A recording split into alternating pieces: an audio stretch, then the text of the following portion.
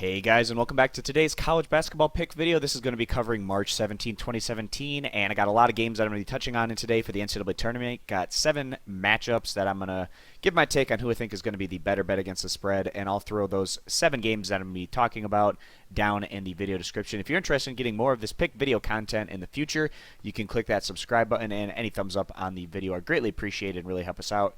You can also head on over to our main website, stumpthespread.com, to get our daily free pick over there. Or you can upgrade to a premium membership at Stump the Spread to get all of our top confidence bets across all major American sports. So heading right on into this video, the first game I want to touch on is between Troy and Duke. The Troy Trojans, for a good portion this year, we felt that they weren't necessarily playing up to their potential. This is a group that actually showed really well on the road throughout the regular season, and through Sun Belt play, didn't necessarily put up the kind of consistent results that we were expecting them to. Not having a terrible year by any means in the Sun Belt, especially in what was an up year overall for the conference as a whole over there in the Sun Belt, but Troy finishing more in the mid-tier going into the postseason tournament, and finally Troy started to play up to the potential that we saw through them at times at different points throughout the regular season as they got hot at the right time running through the Sun Belt tournament, beating Texas State in the finals, Texas State being a very strong defensive team as they went on to claim that automatic bid. This is a group that has actually shown arguably better on the road and in tougher atmospheres than they have on their home court in friendly environments, but to be fair, Troy doesn't have much of any kind of home court advantage, so even when they were playing at home, it wasn't like the crowd was all that big of a factor for them, but still a team that's shown resiliency quite often, and Troy is one of the best offensive teams coming out of the Sun Belt, so scoring and potentially keeping pace or things respectable against Duke is something that the Trojans could potentially do here, especially with what we saw during the first day of action in the NCAA tournament. A lot of the higher or lower seeded teams, I don't know how you'd say that, the ones that were in the double digits were very competitive against the single digit seeds, and that's just showing that a lot of these mid-major teams tend to have a lot of veterans on their rosters, and they go against these high major teams that maybe have some more highly touted freshmen. For instance, Duke has a lot of young guys that they rely on, and those kind of players aren't necessarily battle tested in postseason play, and it's just a different brand of basketball in the postseason than we see during the regular season, as things tend to get a bit tougher. Pressure cooker and these neutral court environments where you have fans from all different teams. It's just a different kind of situation here. So Duke winning the ACC tournament, that was a great result for them. I don't think it necessarily helps them all that much coming into the big dance, given the fact that they had to play 4 games in 4 days. That can have a lasting impact on a group, when you're not necessarily used to playing that much high-level basketball that many days in a row. Duke has been able to rest over the past 4 days or so, but getting right into this tournament here, we don't necessarily see Duke getting off to a hot start in this one. We expect them to get the job done at the end of the day, but we see this more as Troy losing maybe in that 12 to 17 point range instead of the full 20.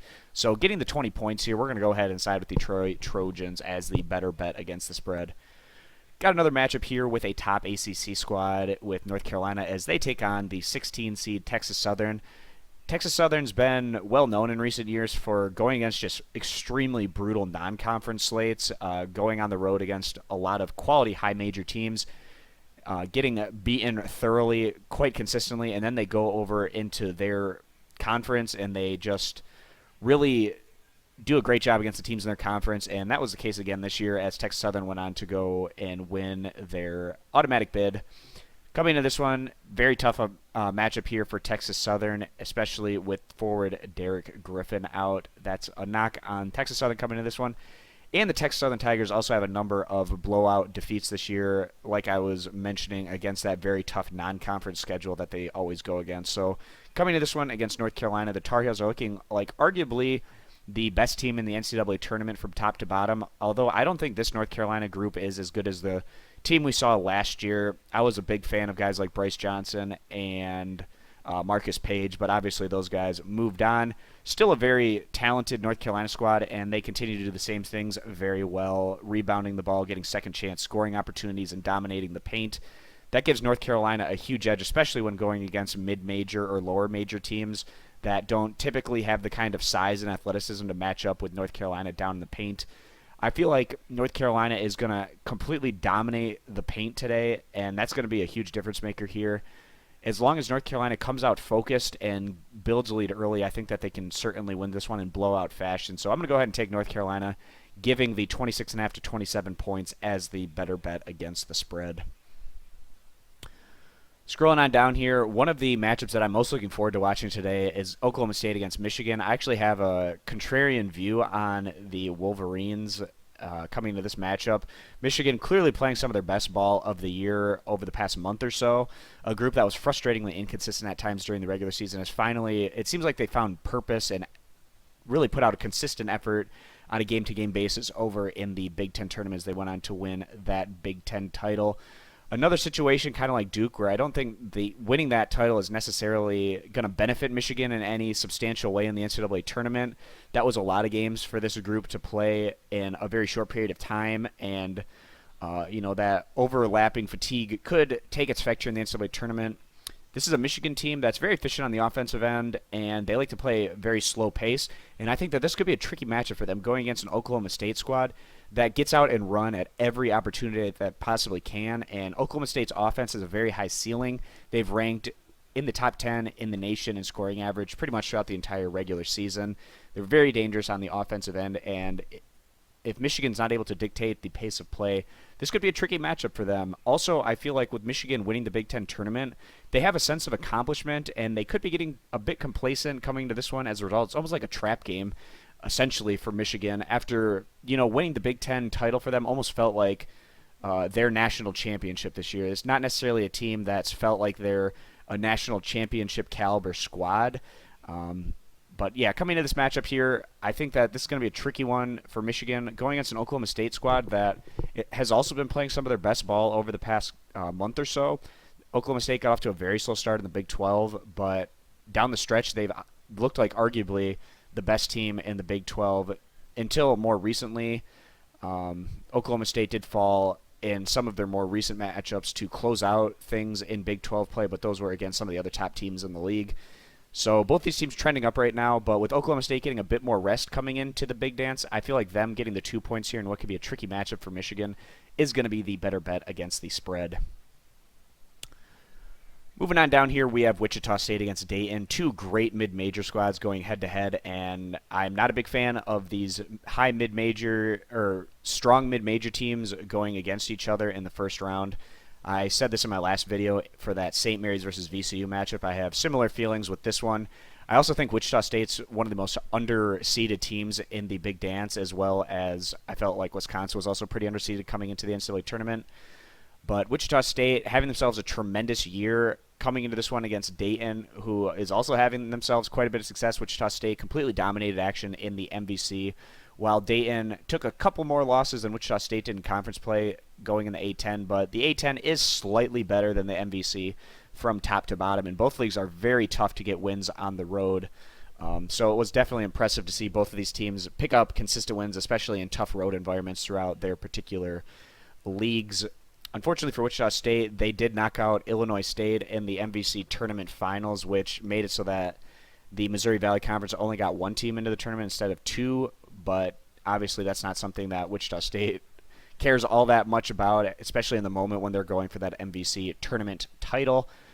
We really like this Wichita State squad. They have athletic players. They have great shooting from the outside. They're one of the best coached teams in the tournament, and Wichita State having that solid coaching.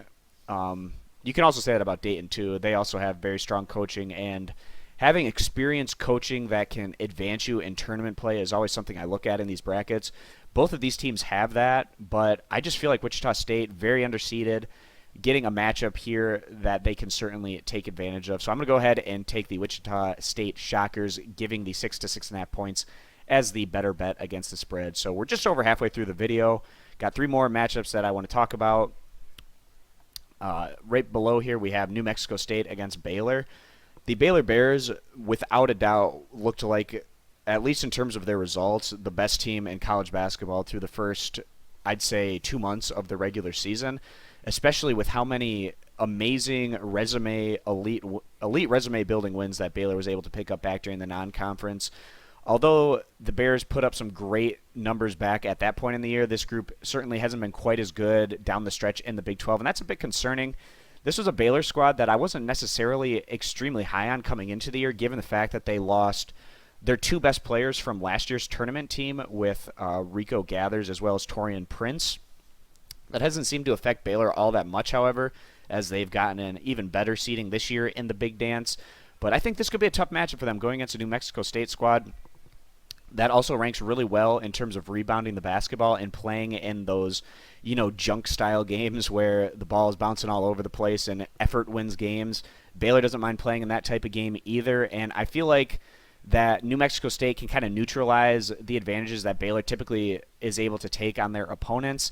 Right now, the spread's sitting at about 12 to 12.5 points. It feels like New Mexico State getting this many points and what's probably going to be a final score that's more in the 60 to 70 point range could be tough for Baylor to get over this size spread. So we're going to go ahead and side with New Mexico State getting those points as the better bet. All right, guys, just a couple more games that I want to touch on in today's video. We got Kent State versus UCLA. We've been really high on this UCLA squad throughout the regular season. Last year, it was a surprise not seeing UCLA get into the NCAA tournament. They just didn't pick up consistent wins enough in the Pac-12, but UCLA returns a lot of talent from that group, guys like Thomas Welch and Bryce Alford, among other players. And then you obviously add guys like TJ Leaf and Lonzo Ball, who are arguably two of the best players on the team now.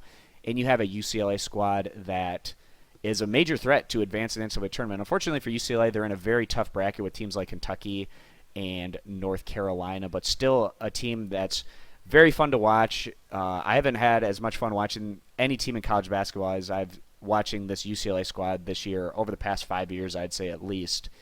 They've been ranked number one in the nation in scoring average, and just the way they get the job done on the offensive end, it's very impressive to see how this group shares the ball. And they can really come at you with 5 or 6 or so players that really can exploit different matchup advantages, and UCLA will search out those particular matchup advantages that they have with a very strong point guard with Lonzo Ball, who's a very good distributor.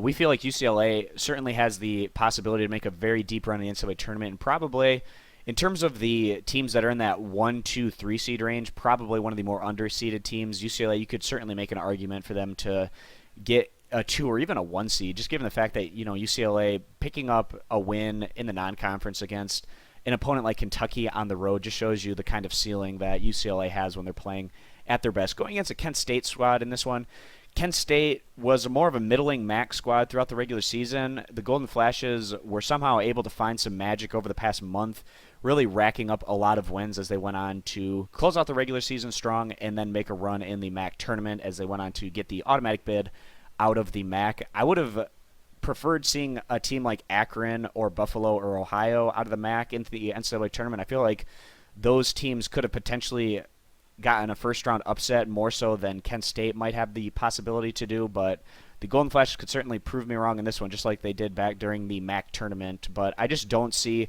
Kent State having the offensive firepower to hang with an opponent like UCLA. The Bruins, when they've gone against teams that they overmatch and they're much more skilled than, they've just been able to pick apart those teams and blow them out on a fairly consistent basis. So coming in the NCAA tournament here, a lot of hype surrounding UCLA. I think they're going to live up to it, and giving the 18 to 18.5 points, I feel like that's going to be the better bet against the spread in this one. And the last game I want to touch on to finish things off in this video is going to be Kansas State versus Cincinnati. We have Kansas State that showed really well in their opening round game against Wake Forest, and they really played outside of what they typically do. Kansas State playing in an up-tempo game against Wake Forest to pick up that win.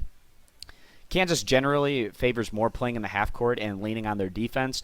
They'll certainly get that opportunity today against a Cincinnati squad that's one of the best defensive teams in the nation.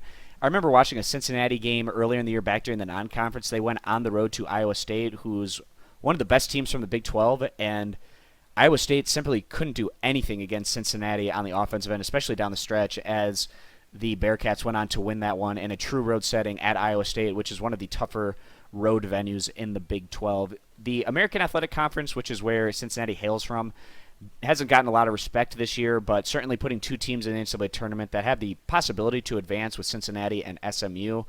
Cincinnati, not just a defensive team, they've also shown this year that they can adapt to the play style of the opponents that they go against.